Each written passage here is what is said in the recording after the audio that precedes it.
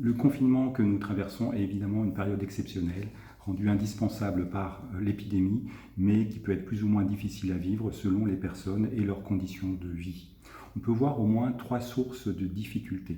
D'abord, l'isolement pour les personnes qui vivent seules. Cet isolement peut être source d'angoisse et de démoralisation.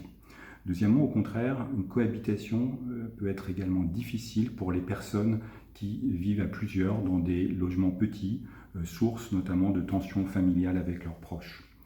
Par ailleurs, la perte de sens et d'espoir peut venir de l'arrêt des activités habituelles et de l'incertitude sur l'avenir. Pour limiter les souffrances émotionnelles, il faut d'abord tenter de conserver un rythme de vie le plus proche de la normale, c'est-à-dire des horaires de sommeil et une durée de sommeil les plus fixes possibles, avec des activités physiques quand c'est possible, et également des rythmes de repas les plus proches de la normale. Il faut également conserver des contacts avec son entourage, par le téléphone et les autres moyens de communication. Ce lien affectif et social est vraiment vital pour l'être humain, comme le fait de respirer ou de se nourrir.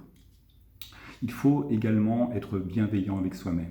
Il faut accepter les émotions négatives qui viennent, parce qu'elles sont normales et incontournables, mais il faut également s'ouvrir à des émotions plus positives, se faire plaisir, s'offrir des récompenses à travers des activités de loisirs, de détente, des jeux avec son entourage, parce que c'est le seul moyen d'affronter dans de bonnes conditions les émotions négatives. Il faut également donner du sens à cette période. Le tunnel que nous traversons est long, on n'en connaît pas encore la fin, mais il faut être évidemment assuré qu'il y aura une fin au confinement et que le fait de rester chez soi permet de se protéger et de protéger les autres, et notamment les soignants et les personnes vulnérables contre la maladie.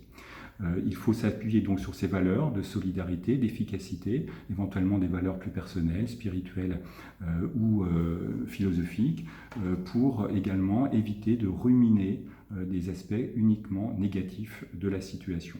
Bon courage.